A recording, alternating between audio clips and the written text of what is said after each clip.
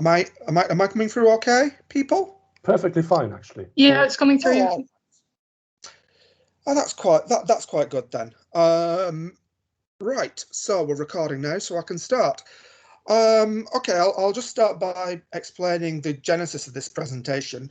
Myself and Stefan Evert together decided that we would submit some abstracts related to work that we're doing on Corpus Workbench, CQPweb, to the Corpus Linguistics 2021 conference. And so we actually submitted two abstracts. One was just me and was on CQPweb Advances, and one was me and Stefan together on Project Ziggurat. And it occurred to me that one way to get ahead of myself in terms of preparing the presentations would be to put together early versions of the presentations and then bundle them together to make a UCREL CRS session, so that this is not the fully formal version that we're going to do at the conference. Obviously, it's much more loose than that, but I thought it would be useful for UCREL people and obviously the various external people who've joined us to have a kind of picture of where we're going in terms of the project overall. So that's what I'm going to do. I'm going to basically work through the presentations of those two conference talks in preparation and adding comments and talking around where necessary, but that won't take up the whole of the time, so that's why I said there's lots of times for questions, and I'm quite happy to be interrupted at absolutely any point.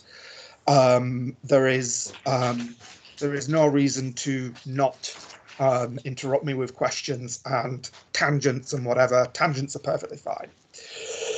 Okay, so what I'm going to do is first I'm going to do the presentation that relates to future CQPweb developments.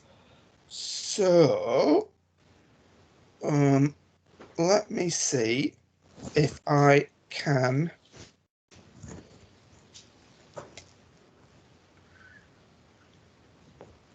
okay.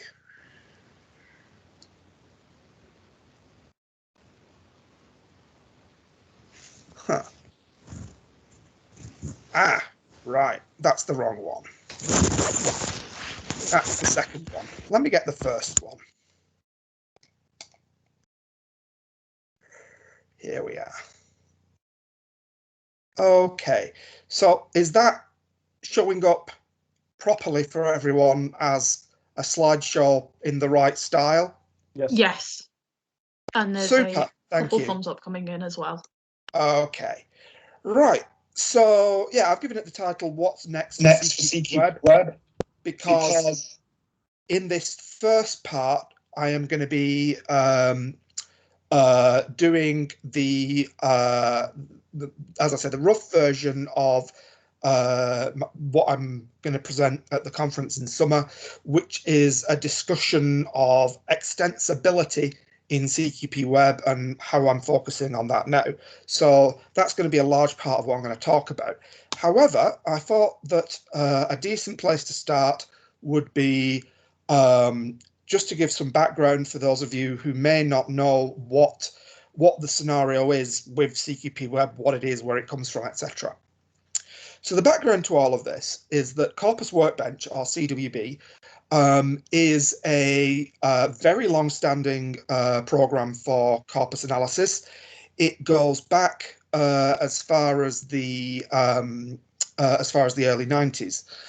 And it was developed as a system for dealing with very, very large corpora on the scale of hundreds of millions of words, which was, it was a much bigger challenge in the early 90s, given the hardware available then than it is now. And so Corpus Workbench is a set of core programs that operate on the command line, so they're not terribly user-friendly, to manage various corpus indexes and corpus setup. And then there is also CQP, which is the corpus query processor, which is a very powerful but not terribly user-friendly system for doing very complex corpus queries on these indexed corpora. So Corpus Workbench is used by most people through some other piece of software. Relatively few people work with it on the command line. One way that lots of people encountered Corpus Workbench was within BNC Web. Sebastian Hoffman being the main person behind BNC Web. Originally, BNC Web was based on another piece of software, but later Sebastian Hoffman, together with Stefan Evert, redesigned it to be to operate as an interface to a copy of the BNC indexed into Corpus Workbench. And if you've used BNC Web at any point since about, I think 2004, 2006, I don't remember the exact year, but it was around about then. Let's say in the last 15 years. If you've used BNC Web in the last 15 years, then it's the CQP version that you've used. Now, round about 2008, 2009, I was teaching a corpus linguistics module, the third year module,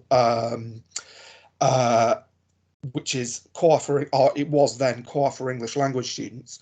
And one of the things that a lot of students found a bit puzzling was when we spent the first few weeks working on the BNC in BNC Web, and then suddenly we switched to looking at the Brown corpus, and Brown and Frown and Lob and Flob.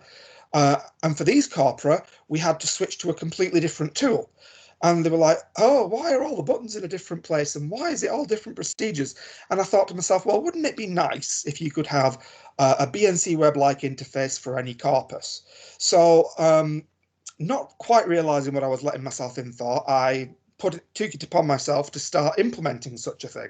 And that's where CQPweb comes from. It's called CQPweb because it's like BNC Web, but it's an interface for any corpus that you can analyze in CQP.